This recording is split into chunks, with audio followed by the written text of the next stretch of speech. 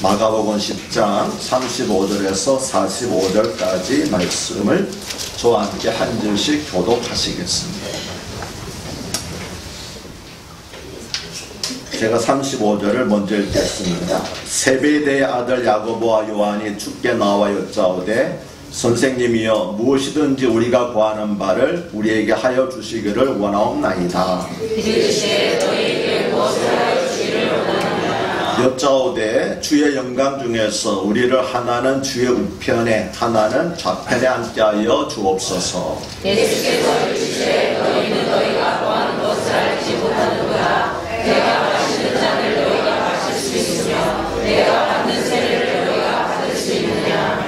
그들이 말하되 할 수 있나이다. 예수께서 이르시되 너희는 내가 마시는 잔을 마시며 내가 받는 세례를 받으려니와 내 좌우편에 앉는 것은 내가 줄 것이 아니라 누구를 위하여 준비되었든지 그들이 얻을 것이니라. 열 제자가 듣고 야고보와 요한에 대하여 화를 내거늘 예수께서 올라가다가 이르시되 이방인의 집권자들이 그들을 윤희로 주관하고 그 고관들이 그들에게 권세를 부리는 줄을 너희가 알려니와. 너희 중에는 그렇지 않을지니 너희 중에 누구든지 크고자 하는 자는 너희를 섬기는 자가 되고 너희 중에 누구든지 으뜸이 되고자 하는 자는 모든 사람의 종이 되어야 하라. 45절을 함께 읽겠습니다. 인자가 온 것은 상징을 받으려 함이 아니라 도리어 섬기려 하고 자기의 목숨을 많은 사람의 것으로 주려 함이니라. 아멘. 오늘도 이 말씀을 통해서 하나님께서 크신 은혜 주실 줄로 믿습니다. 지난 두 주간은 종려주일과 부활절 설교를 하느라고 마가복음 강해 설교를 잠시 중단하였습니다. 오늘부터 다시 마가복음 강해 설교를 시작하는데 다음 주일은 어린이 주일이고 그 다음 주일은 어버이 주일이라 다시 또 두 주간 동안 마가복음 강해 설교를 중단합니다. 아무튼 이렇게라도 계속 하다 보면은 언젠가는 마가복음 강해 설교가 끝이 나겠지요. 마가복음 강해 설교가 언젠가 끝이 나면은 다음에는 구약 성경에서 창세기나 출애굽기를 함께 살펴보려고 계획하고 있습니다. 방금 읽은 긴 성경 본문은 예수님께서 세 번째로 순환예고를 하신 후에 일어난 일을 기록한 것입니다. 예수님께서 어떻게 세 번째로 순환예고를 하셨는지 마가복음 10장 32절과 34절을 함께 읽어보도록 하겠습니다. 함께 읽겠습니다. 예루살렘으로 올라가는 길에 예수께서 그들 앞에 서서 하시는데 그들이 놀라고 따르는 자들은 두려워하더라. 이에 다시 12제자를 데리시고 자기가 당할 일을 말씀하여 이르시되 보라 우리가 예루살렘에 올라가노니 인자가 대제사장들과 서기관들에게 넘겨지매 그들이 죽이기로 결의하고 이방인들에게 넘겨주겠고 그들을 능욕하며 침뱉으며 채찍질하고 죽일 것이나 그는 3일 만에 살아나리라 하시니라. 아멘. 이 말씀은 방금 말씀드렸듯이 예수님께서 세 번째로 자신의 죽으심과 부활에 대해서 예고하신 것이었습니다. 그런데 그 다음 35절에서 40절을 보면 참으로 기가 막힙니다. 제가 다시 읽어드리면 세베대 아들 야고보와 요한이 주께 나와 여짜오되 선생님이여 무엇이든지 우리가 구하는 바를 우리에게 하여 주시기를 원하옵나이다. 이르시되 너희에게 무엇을 하여 주기를 원하느냐 여짜오되 주의 영광 중에서 우리를 하나는 주의 우편에 하나는 좌편에 앉게 하여 주옵소서. 예수님은 한 번도 아니고 세 번씩이나 자신의 죽으심과 부활에 대해서 말씀하셨습니다. 더구나 이번에는 더 구체적이고 분명하게 우리가 예루살렘에 올라가면 인자 즉 내가 대제사장들과 서기관들에게 넘겨지겠고 그들은 나를 반드시 죽일 것이다 라고 말씀을 하셨습니다. 그런데도 불구하고 예수님의 최측근이라고 할 수 있는 야고보와 요한 이들은 형제였습니다. 이들 형제가 예수님에게 좌의정과 우의정 자리를 요구하고 있는 것입니다. 아무도 이들은 마태복음 19장 28절에서 예수님께서 내가 진실로 너에게 이르노니 세상에 서럽게 되어 인자가 자기 영광의 보좌에 앉을 때에 나를 따르는 너희도 12보좌에 앉아 이스라엘 12지파를 심판하리라고 하신 말씀을 기억하고 이런 요구를 한 것 같습니다. 이것은 한번 뿌려박힌 세상적인 고정관념을 바꾸기가 얼마나 어려운가를 우리에게 보여주고 있습니다. 메시아가 오시면 지상에 왕국을 세우고 메시아 통치가 시작된다고 하는 것이 유대인들이 가지고 있었던 일반적인 메시아 개념이었습니다. 예수께서 그렇게 밤낮으로 가르치셨건만 제자들 역시 여전히 군사적이고 정치적인 전통적인 메시아가 안에 사로잡혀 있었습니다. 그래서 예수님께서 예루살렘에 올라가시는 것도 이제 비로소 드디어 세상을 뒤엎으려는 것이라고 생각했습니다. 야고보와 요한만 그런 생각을 한 것이 아닙니다. 41절을 보면 다른 10명의 제자들이 듣고 화를 내었다고 했는데, 이것은 왜 너희들만 좌회전과 우회전을 하려고 하느냐? 우리도 함께 고생을 했으니 다 같이 높은 자리를 차지해야 한다고 시기하면서 화를 낸 것이었습니다. 이것은 야고보와 요한이 예수님과 인척 관계였기 때문에 혹시 예수님이 세상에서 말하는 소위 호도 인사를 할 것을 염려하여 시샘한 것인지 모릅니다. 야고보와 요한의 어머니는 살로메였는데 예수님의 어머니인 마리아와 친자매지간이었기 때문입니다. 즉 예수님과 야고보 요한 형제는 이종사촌 지간이었습니다. 야고보 요한의 말을 들으시고 예수님은 얼마나 기가 막히셨겠습니까? 그러나 예수님은 화를 참으시고 조용히 너희는 너희가 구하는 것을 알지 못하는구나. 내가 마시는 잔을 너희가 마실 수 있으며 내가 받는 세례를 너희가 받을 수 있느냐라고 물으셨습니다. 예수님의 이러한 질문에 대해서 야고보와 요한 형제는 서슴없이 할 수 있습니다 라고 장담을 했습니다. 이들이 이처럼 자신있게 대답한 것은 그들이 예수님이 하신 말씀의 뜻을 이해하지 못했기 때문입니다. 그들이 이해하지 못한 것, 다시 말하면 오해한 이유는 두 가지로 추측할 수 있습니다. 첫째는 예수님께서 말씀하신 잔과 세례를 고난이 아니라 도리어 영광으로 착각했을 것입니다. 왜냐하면 성경은 잔이라는 말을 영광의 잔으로도 그렇게 축복의 잔으로도 말하고 있기 때문입니다. 둘째는 비록 그것을 고난의 잔으로 알았다 할지라도 메시아 왕국을 건설하기 위한 고난 정도로 알았을 것입니다. 즉 참으로 수치스럽고 극도로 고통스러운 십자가의 고난으로는 생각하지 않았습니다. 이처럼 예수님께서는 예루살렘에서 십자가에 달리실 것을 바라보면서 앞에 서서 가셨는데 그를 따라가는 제자들은 왕의 보좌를 생각하고 있었던 것입니다. 그러자 예수님께서는 다시 너희는 내가 마시는 잔을 마시며 내가 받는 세례를 받으려니와 내 좌우편에 앉는 것은 내가 줄 것이 아니라 누구를 위하여 준비되었든지 그들이 얻을 것이니라고 말씀을 하셨습니다. 그러면 예수님께서 말씀하신 내가 마시는 잔과 내가 받는 세례는 과연 무엇을 의미하며 또 예수님의 좌우편에 앉는 것은 무엇을 의미하는 것이었을까요? 먼저 예수님께서 말씀하신 잔과 세례는 예수님께서 받으실 십자가의 고난을 가리키는 것이었습니다.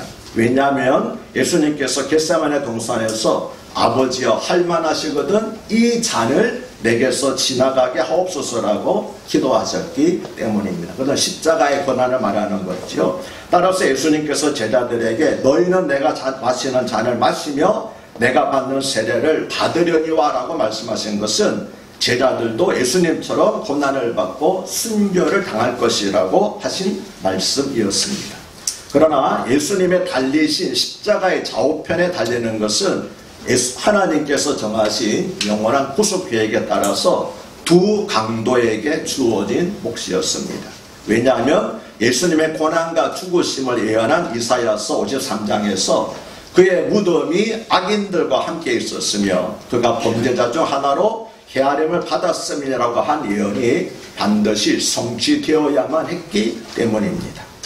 41절은 다른 10명의 제자가 야고보와 요한에게 화를 내었다고 기록합니다. 왜 화를 내었습니까? 그들도 야고보와 요한과 같은 생각을 가지고 있었기 때문입니다. 즉 다른 제자들도 예수님께서 예루살렘에 올라가 새로운 왕국을 건설하시면 다 한 자리씩 주어질 것을 기대하고 있었던 것입니다. 교회는 언제나 이와 같은 잘못된 세속적인 욕망 때문에 다툼과 혼란과 분열에 빠지게 됩니다. 그래서 예수님께서는 세상의 지도자들과 교회의 지도자들이 어떻게 근본적으로 달라야 하는지 교훈하셨습니다. 그러면 세상의 지도자들과 교회 지도자들은 어떻게 달라야 합니까? 42절에서 44절을 보면 이렇게 말씀하셨습니다. 예수께서 불러다가 이르시되 이방인의 집권자들이 그들을 임으로 주관하고 그 고관들이 그들에게 권세를 부리는 줄을 너희가 알거니와 너희 중에는 그렇지 않을지니 너희 중에 누구든지 크고자 하는 자는 너희를 섬기는 자가 되고 너희 중에 누구든지 으뜸이 되고자 하는 자는 모든 사람의 종이 되어야 하리라. 아멘. 제가 이 구절을 메시지 성경으로 좀 더 이해하기 쉽게 다시 읽어드리겠습니다. 하나님을 모르는 통치자들이 얼마나 위세를 부리는지, 사람들의 작은 권력이라도 얻으면 거기에 얼마나 빨리 취하는지 너희는 보았다. 그러나 너희는 그래서는 안 된다. 누구든지 크고자 하면 섬기는 자가 되어야 한다. 너희 가운데 누구든지 첫째가 되고자 하면 먼저 종이 되어야 한다. 인자가 한 일이 바로 그것이다. 아멘. 세속적 질서와 하나님의 나라의 질서는 같지 않을 뿐만 아니라 오히려 정반대입니다. 세상에서는 지위가 높을수록 거드름을 피워야 권위가 있는 것처럼 보입니다. 상석에 앉아야 하고 사람들을 기다리게 해야 하고 손가락으로 치셔야 하고 눈을 아래로 내리깔아야 합니다. 그러나 하나님 나라 즉 교회에서는 정반대입니다. 지위가 높을수록 겸손해야 하고 낮아져야 합니다. 말석에 앉아야 하고 먼저 가서 기다리고 있어야 하고 상대방과 눈높이를 맞춰야 하고 손가락으로 지시하는 것이 아니라 모든 일에 있어서 먼저 본을 보여야만 합니다. 요한복음 13장 14절과 15절을 보면 예수님께서는 6월절 만찬 때 제자들의 발을 씻겨주신 후에 내가 주와 또는 선생이 되어 너희 발을 씻었으니 너희도 서로 발을 씻어주는 것이 옳으니라. 내가 너희에게 행한 것 같이 너희도 행하게 하려 하여 본을 보였노라고 말씀을 하셨습니다. 그리고 예수님께서는 마지막으로 45절에서 인자가 온 것은 섬김을 받으려 함이 아니라 도리어 섬기려 하고 자기 목숨을 많은 사람의 대속물로 주려 함이니라고 말씀을 하셨습니다. 여기서 인자라고 하는 말은 예수님께서 자신을 가리켜 즐겨 사용하신 명칭입니다. 그런데 헬러 원문을 보면 45절 앞에 접속사 가르라고 하는 단어가 있습니다. 헬라어로 가르는 왜냐하면이라는 뜻입니다. 따라서 45절에서 예수님께서 하신 말씀은 제자들이 섬기는 자가 되고 종이 되어야 하는 이유는 주와 선생이 되시는 예수님께서 사람들을 섬기기 위해서 이 세상에 오셨기 때문이라는 것입니다. 과연 예수 그리스도의 모든 생애는 철저히 섬기시는 생애였습니다. 그리고 마지막으로 그 생명까지 바쳐서 인류를 섬기시고 구속하셨습니다. 그래서 모든 믿는 자들, 즉 예수님을 따르는 모든 그리스도인들에게 섬기는 최고의 분이 되어주셨습니다. 마가복음 10장 45절은 마가복음 전체를 관통하는 중요한 키워드입니다. 마가복음의 내용은 이 말씀에 따라서 크게 둘로 구분됩니다. 전반부의 내용은 섬기러오신 예수님입니다. 후반부의 내용은 자기 목숨을 많은 사람의 대속물로 주신 예수님입니다.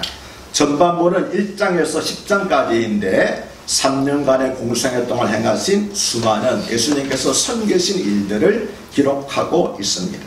후반부는 11장에서 16장까지인데 종료주일에 예루살렘에 입성하신 후에 죽으시고 부활하시기까지의 일주일간의 예수님의 행적을 기록하였습니다. 그래서 마가복음을 가리켜서 송아지복음 혹은 항소복음이라고 합니다. 왜냐하면 손은 살아서는 사람들을 위하여 온갖 힘든 일을 대신하고 섬기는 일을 하고 죽어서는 사람들을 위하여 자신의 몸을 양식으로 제공하기 때문입니다. 그리고 마가복음의 주제가 섬기러 오신 예수님 혹은 종으로 오신 예수님이기 때문에 마가는 예수님께서 병자들을 고치신 일을 기록할 때 항상 손을 사용하신 것을 강조했습니다. 어떤 사람의 손을 잡고 일으키거나 오르만져 주시거나 무릎에 앉으시거나 항상 손을 사용해서 섬기는 자세로서 병자들을 고쳐주신 것을 강조하고 있습니다. 반면에 마태복음의 주제는 왕으로서 예수님이기 때문에 예수님께서 손을 사용하신 경우가 거의 없습니다. 오직 말씀으로 명령을 하십니다. 왕의 권세로서 병을 고치신 것을 말씀하고 있습니다. 그래서 같은 병자를 고치지만 마가복음은 종으로신 예수님이 병자를 고치신 것, 그리고 마태복음은 왕으로신 예수님께서 병자를 고치신 두 관점에서 묘사하고 있습니다. 마가복음 10장 45절이 마가복음에서 가장 중요한 구절이라면 대속물이라고 하는 단어는 10장 45절에서 가장 중요한 단어입니다.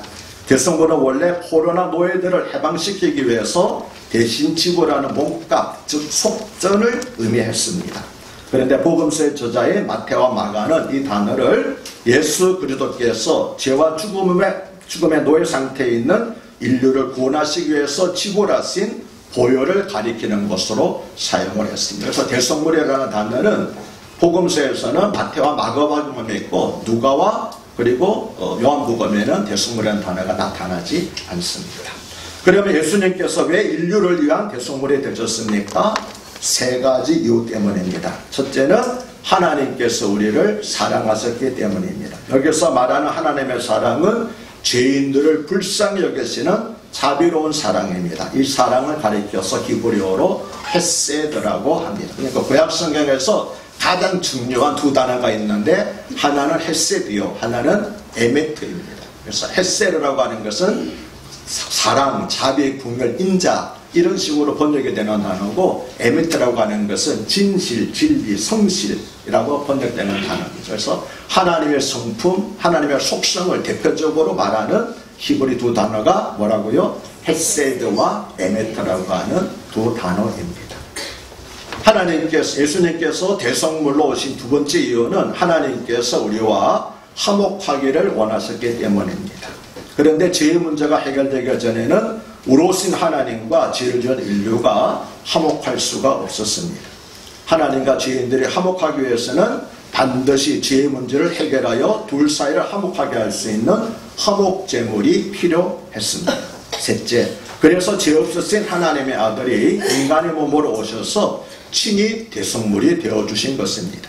다른 사람의 죄를 대속하려면 그 자신은 죄가 없어야 하는데 사람 가운데는 죄 없는 자가 없기 때문입니다.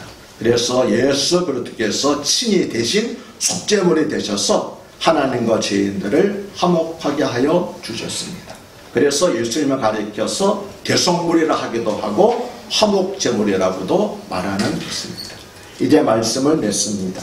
예수님께서 자신의 많은 사람을 위한 대속물로 주시기 위해서 앞에 서서 예루살렘으로 올라가실 때 제자들은 그 사실을 깨닫지 못한 채 세속적인 원망에 사로잡혀서 서로 높은 자리를 차지하려고 시기하며 다투었습니다. 그래서 예수님께서는 세상의 지도자들과 하나님 나라의 지도자들을 비교하시면서 겸손하게 낮아져서 섬기는 자가 되어야 할 것을 교훈하셨습니다. 그리고 마땅히 섬김을 받아야 하지만 도리어 섬기는 자로 오신 예수님 자신을 예로 두셨습니다. 그런데 제자들의 어리석음과 헛된 공명심은 다른 사람의 이야기가 아닙니다. 우리에게도 이러한 어리석음과 헛된 공명심이 있기 때문입니다. 이제라도 한국교회 지도자들이 참으로 예수님께서 본을 보여주신 대로 행한다면 분리하는 자, 차지하는 자, 모든 것을 얻는 자가 아니고 모든 것을 내려놓고 희생하고 섬기는 자가 된다면 한국교회는 더 이상 비난과 지탄의 대상이 되지 않고 도리어 존경과 칭송의 대상이 될 것입니다. 세상 사람들이 교회를 비난하고 지탄하는 데는 다 그 나름대로 이유가 있는 겁니다. 예수님 때문에 그들이 우리를 비난하는 것이 아닙니다. 과거에는 예수님 때문에 예수님의 제자들이 함께 비난을 받았지만 오늘날에는 우리 때문에 예수님이 비난을 받으십니다. 아멘이십니까? 지난 부활절 설교에서 말씀드렸듯이 그리스도인들은 예수님과 함께 죽고 예수님과 함께 산 사람들입니다.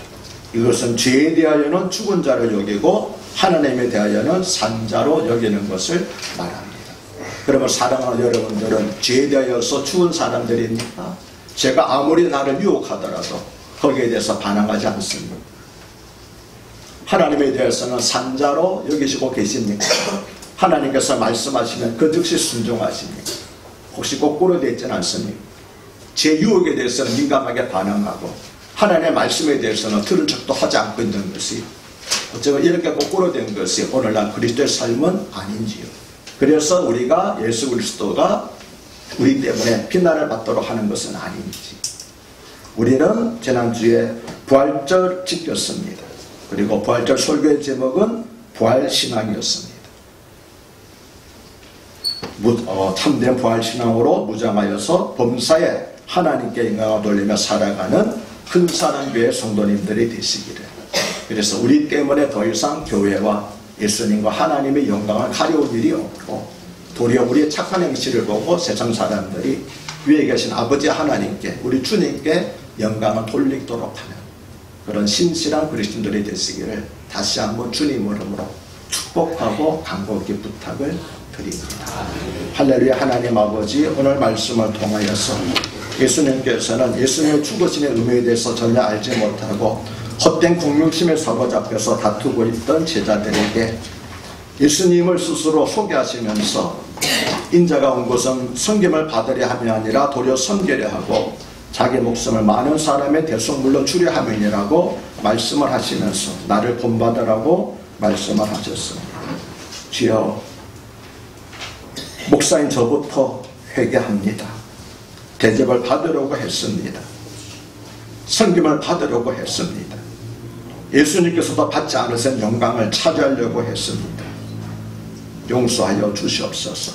이전 목사와 장로들, 교회의 지도자들이 섬기는 본을 받게 하옵시고 교인들을 무릎을 꿇고 섬기는 그런 진정한 주의 종들이 되게 하여 주시옵소서.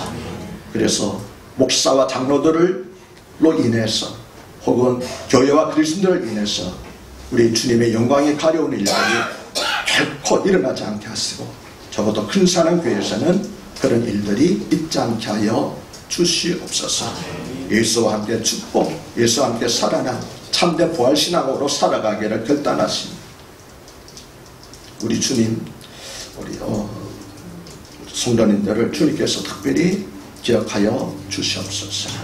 죄에 대하여 단번에 죽으시고 하나님에 대하여서 살아나신 우리 주님 예수 그리스도를 받들어 감사하며 축복하며 기도하옵나이다. 아멘.